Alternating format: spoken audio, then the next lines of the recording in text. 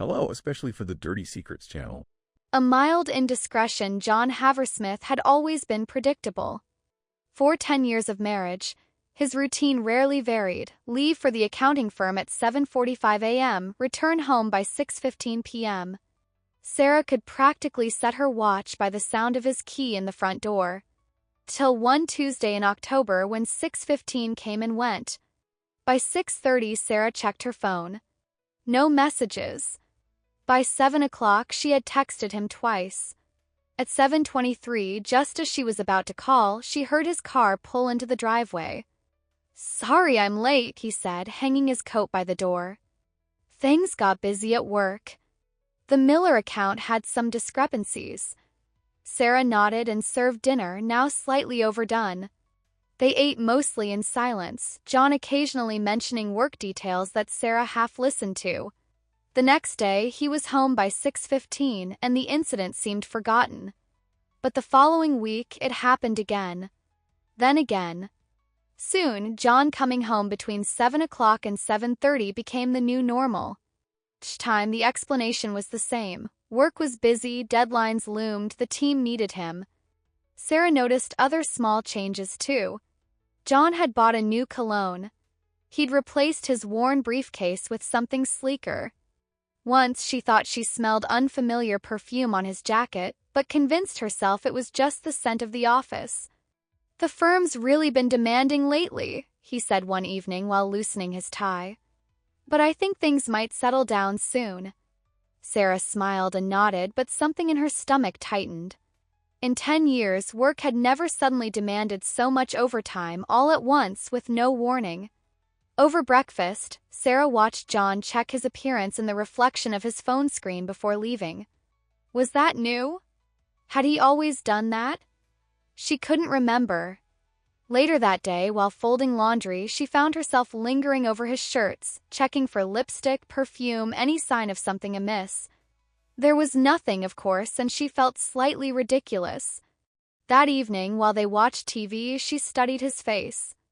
10 years together, and she still loved the way his eyes crinkled when he laughed, the small scar above his eyebrow from a childhood bicycle accident, the dimple in his left cheek that appeared only during genuine smiles. When his phone buzzed, he picked it up quickly, angled slightly away from her. His thumb tapped out a response, and Sarah tried to ignore the flicker of unease in her chest.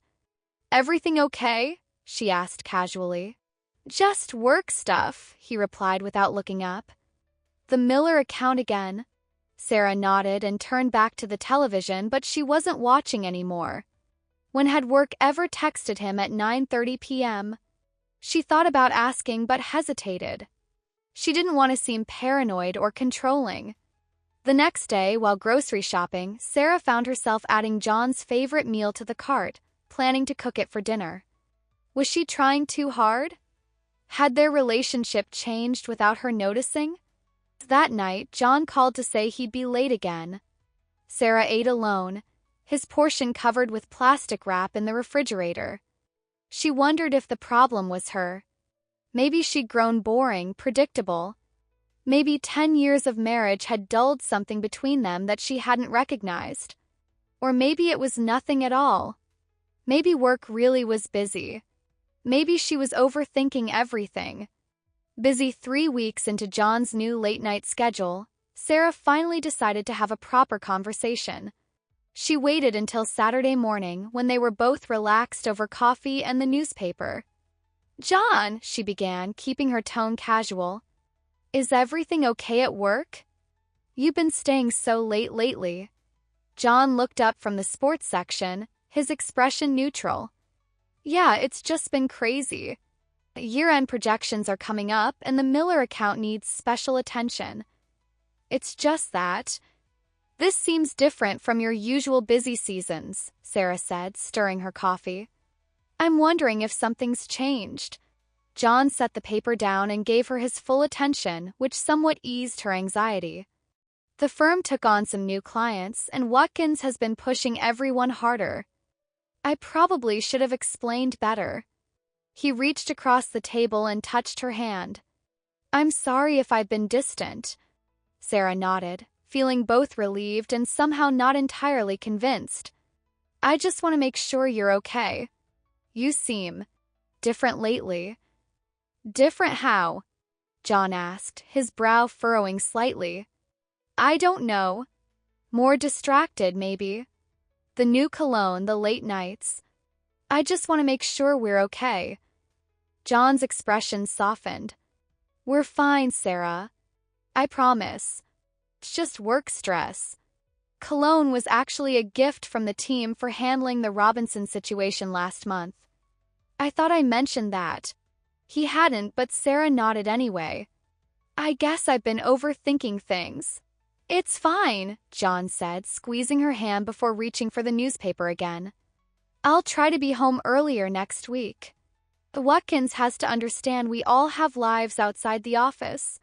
Sarah smiled, feeling better. Course it was just work. John had always been dedicated to his career, and accounting firms did get busier at certain times of year. She was being silly.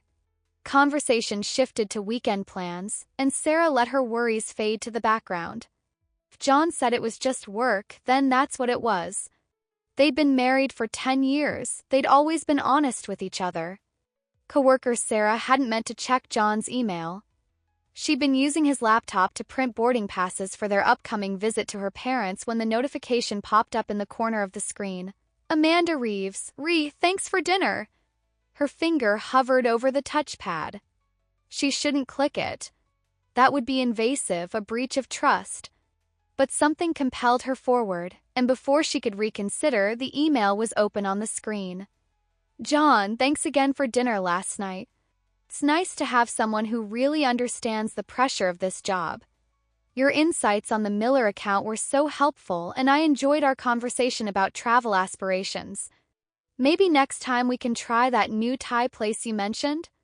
Amanda, Sarah read it 3 times. The message itself was innocuous enough. Colleagues had dinner sometimes.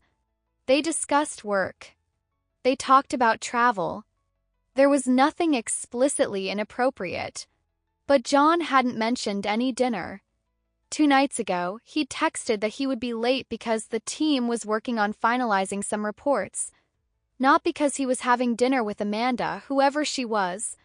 Sarah closed the email and finished printing the boarding passes, her mind racing. She didn't know any Amanda from John's office. Was she new? Had John mentioned her before and Sarah had forgotten? Why hadn't he simply said he was having dinner with a colleague? That evening, when John came home, Sarah tried to act normal. They discussed their days, ate dinner, and watched a show together. All the while, the email sat in the back of her mind, demanding attention. Finally, as they were preparing for bed, Sarah couldn't contain it anymore. How's the Miller account going? She asked, trying to sound casual as she applied her night cream. Good, I think we've finally got it under control, John replied, setting his alarm. That's good, Sarah said, then added, Is Amanda on that account too? John's hand paused briefly over his phone. So briefly that Sarah almost missed it. Yeah, she's the new junior accountant. Smart woman, just transferred from the Boston office. Sarah nodded, waiting. Would he mention the dinner? When he didn't, she pressed further. Do you work with her often? John shrugged, now focused on charging his phone. Sometimes. The whole team collaborates on these big accounts. Sarah took a deep breath. I saw an email today when I was printing our boarding passes. It was from her, thanking you for dinner. The room fell silent. John turned to look at her, his expression unreadable. Oh, he said finally. Yeah, we grabbed dinner while working late on the projections. You told me you were working late with the team, Sarah said quietly. You didn't mention dinner with Amanda. It wasn't worth mentioning, John said, his voice taking on a defensive edge. We were working late, got hungry, and grabbed dinner to continue discussing the account. It was just work, Sarah.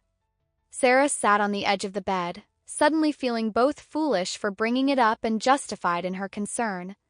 If it was nothing, why didn't you tell me?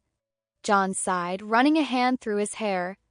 Because I knew it might sound weird, just the 2 of us having dinner. I didn't want to worry you over nothing. So you chose to hide it instead? Sarah's voice remained calm, but she could feel her heart racing. That doesn't make me feel better, John. I wasn't hiding anything, he countered, sitting beside her. It just didn't seem important. We ate sandwiches at the deli across from the office and talked about work. That's it. Sarah studied his face. In 10 years of marriage, she'd learned to read John's expressions, his tells when he was stretching the truth. He seemed earnest, maybe slightly annoyed, but not guilty. Her email mentioned talking about travel aspirations, Sarah said. That doesn't sound like work. John exhaled slowly. We talked for maybe 5 minutes about places we'd like to visit someday. I mentioned our trip to Portugal last year. It was casual conversation, the kind you have with any colleague. And the Thai place she mentioned for next time? I told her about that new place on 5th that everyone's talking about. She said she likes Thai food. It was a passing comment, not an actual plan. He took her hand. Sarah, I love you. Amanda is just a coworker. Nothing has happened and nothing will happen. Sarah wanted to believe him. Mostly she did. But something still felt off, a small dissonance she couldn't quite name. Were there other dinners you didn't mention? She asked. John hesitated just for a beat. We grabbed coffee once when we first started working together. Just to discuss the account parameters. That's all. Sarah nodded slowly, taking this in. I wish you had just told me. You're right, John said, squeezing her hand. I should have. It honestly didn't seem significant, but I can see how finding out this way would make you worry. It won't happen again. It's not about the dinner itself, Sarah said, pulling her hand away.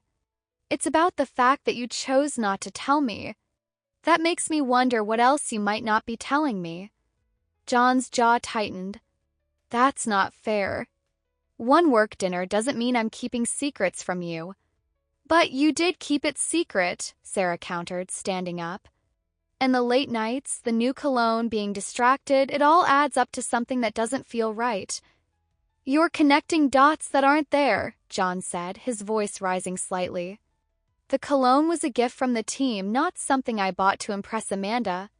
The late nights are because of work pressure, not because I'm having some affair. The word affair hung in the air between them. Neither had used it until now. I never said you were having an affair, Sarah said quietly. But that's what you're implying, isn't it? John stood too, creating distance between them. After 10 years, you think I'd throw everything away for some colleague I barely know? Sarah felt tears threatening but held them back.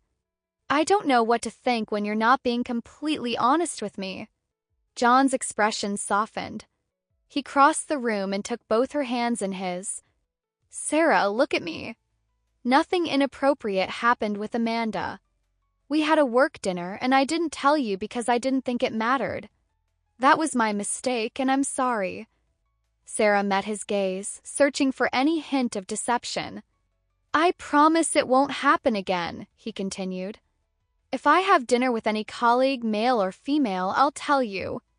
No more misunderstandings. Sarah nodded slowly. I just need us to be honest with each other. That's all I'm asking. I know, John said, pulling her into a hug. I should have been up front. It was thoughtless of me.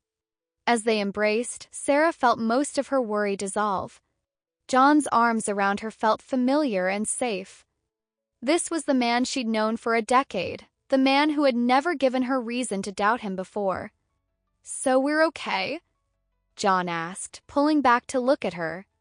We're okay, Sarah confirmed, though a small part of her still wondered about Amanda, about what their conversations had really been like, about whether there had been a moment, even a fleeting one, where John had felt something he shouldn't have. But she pushed those thoughts aside. Marriage required trust, and without evidence of anything more serious, she would choose to trust her husband. Nothing, he had dinner with her and didn't tell you? Megan asked, stirring her latte. They were seated at their favorite corner table at Bluebird Cafe, where they met monthly for coffee and catching up. Sarah nodded. He says it was just work, that he didn't mention it because he didn't think it mattered. Megan considered this, her head tilted thoughtfully. And you've never known him to lie before? Not about anything important, Sarah confirmed. In 10 years, he's always been pretty straightforward. Then it's probably nothing, Megan said with a shrug. Men can be oblivious sometimes. Mike once had lunch with his ex and didn't tell me because, I quote, it didn't come up in conversation. As if that's something that slips your mind. Sarah smiled weakly.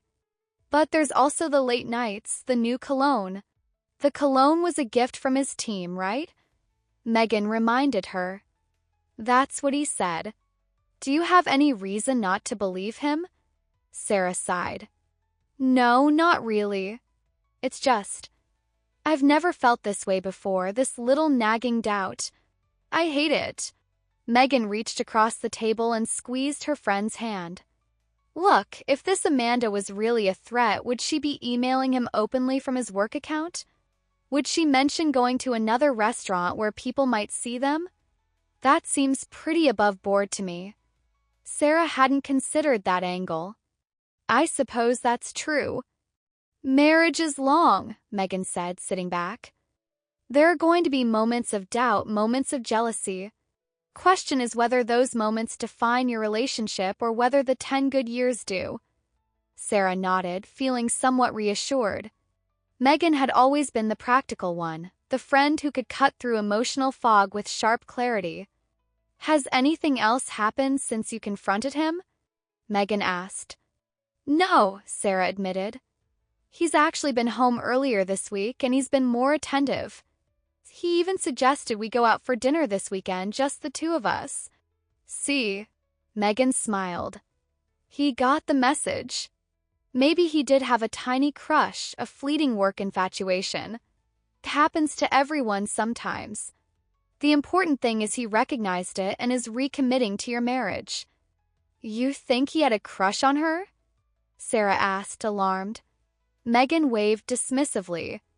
I'm saying even if he did, it doesn't matter. What matters is what he does about it. And it sounds like what he's doing is choosing you. Sarah considered this perspective as she sipped her coffee. Maybe Megan was right. Maybe she had overreacted to what was essentially nothing. Just keep your eyes open, Megan advised, but don't let suspicion poison what you have. John's a good guy. Always has been. That night, as Sarah prepared dinner, she replayed her conversation with Megan. Had she overreacted? John had always been honest with her before. One dinner with a colleague hardly constituted cheating, even emotional cheating. She thought back to their confrontation. John had seemed genuinely surprised by her concern, maybe even a little hurt that she would doubt him. And he'd promised to be more transparent going forward. Perhaps what bothered her most wasn't the dinner itself, but the realization that after 10 years together, there was still room for misunderstanding, for miscommunication. The thought that John might have inner thoughts and experiences he didn't share with her, even innocent ones, was somehow unsettling. When John came home that evening, exactly at 6:15, Sarah noticed he seemed more relaxed than he had in weeks. He kissed her hello, asked about her day, and even offered to help with dinner. How was work? She asked casually as they moved around the kitchen together. Better, John said. Watkins finally hired another senior accountant, so the workload is starting to distribute more evenly. Sarah nodded, chopping vegetables. So you might be home on time more often? That's the plan, John replied, setting the table. I talked to Watkins about it actually. Told him I needed better work-life balance. This surprised Sarah. John had always been ambitious, rarely pushing back against work demands. What did he say? He was surprisingly understanding. Said he didn't want to burn out his best people. John paused. I think our talk the other night made me realize I've been letting work take too much priority lately. Sarah felt a wave of affection for him. Maybe she had overreacted. Maybe finding that email had been a good thing, prompting a necessary conversation about their priorities. "How's the Miller account?" she asked, testing the waters. "Good," John answered easily. "We're ahead of schedule now. Amanda had some good strategies for organizing the data that saved us a lot of time." He'd mentioned Amanda naturally, without hesitation. Something about that transparency eased Sarah's lingering concerns. Later, as they watched TV together, Sarah realized she felt more connected to John than she had in weeks. Sometimes, she thought, a small crisis could realign what was important. Maybe they had needed this moment of doubt to appreciate what they had. The next day, Sarah was sorting laundry when she heard John's key in the lock. She glanced at the clock, 5:45 p.m., earlier than usual. When she came downstairs, John was standing in the entryway with a bouquet of tulips, her favorite flowers. "What's this for?" she asked, genuinely surprised. John handed her the bouquet, a mix of pink and white tulips with sprigs of baby's breath. "I've been thinking about our conversation the other night. I wanted to apologize properly for not being more transparent." Sarah accepted the flowers, touched by the gesture. In their decade together, John had brought her flowers on birthdays and anniversaries, but rarely as a spontaneous gesture. "You didn't have to do this," she said, though she was clearly pleased. "I wanted to," John replied. "I kept thinking about how it must have felt to discover that email. I put myself in your position and I realized I would have had the same questions." Sarah found a vase in the cabinet and began arranging the tulips. "I think I might have overreacted a bit," she admitted. John shook his head. "No, you had every right to question it. Marriage is about communication, and I dropped the ball." He paused, watching her arrange the flowers. "I've always prided myself on being honest with you, and I realized this situation made me fall short of that standard." Sarah finished with the flowers and placed the vase on the dining table. "They're beautiful." "Thank you." John stepped closer and took her hands. "I love you, Sarah. Only you. I need you to know that." Looking into his eyes, Sarah felt the last of her doubts dissolve. This was the man she had chosen, the man who had chosen her every day for 10 years. "I know," she said simply and leaned in to kiss him. That evening felt lighter somehow. The tension of the past few weeks finally dissipated. They cooked dinner together, opened a bottle of wine, and talked about everything and nothing, the way they used to before work stress and late nights had created distance between them. As they cleared the dishes, John said, "I was thinking we could go out this weekend. Maybe try that new place downtown everyone's talking about." "That sounds perfect," Sarah replied, realizing how long it had been since they'd had a proper date night. "It's a date then," John said, smiling in a way that reminded Sarah of their early years together, when every outing had felt like an adventure. Relationship Saturday evening found them at Lumiere, the new French bistro downtown that had opened to rave reviews. The lighting was warm and intimate, the tables spaced far enough apart for private conversation. John had made the reservation weeks ago, Sarah learned, long before their confrontation about Amanda. "You've been planning this all along?" she asked as they were seated at a corner table. John nodded, unfolding his napkin. "Our anniversary is next month. I thought we could use a practice run." Sarah laughed. "A practice day?" "Exactly," John said, his eyes crinkling with humor. "Make sure we still remember how to be romantic." The waiter arrived with menus and a wine list. After ordering, they fell into easy conversation, steering clear of work topics by unspoken agreement. Instead, they reminisced about their honeymoon in Barcelona, debated which movies deserved sequels, and made tentative plans for a summer vacation. "Remember when we first started dating," John said over dessert, "and we had that list of places we wanted to visit together?" Sarah nodded, smiling at the memory. "We were so ambitious. Paris, Tokyo, Sydney. We've only checked off 3 so far," John noted. "Maybe we should revive the list." "I'd like that," Sarah replied, touched that he remembered. "Where would be next?" "Rome," John said without hesitation. "You've always wanted to see the Vatican museums."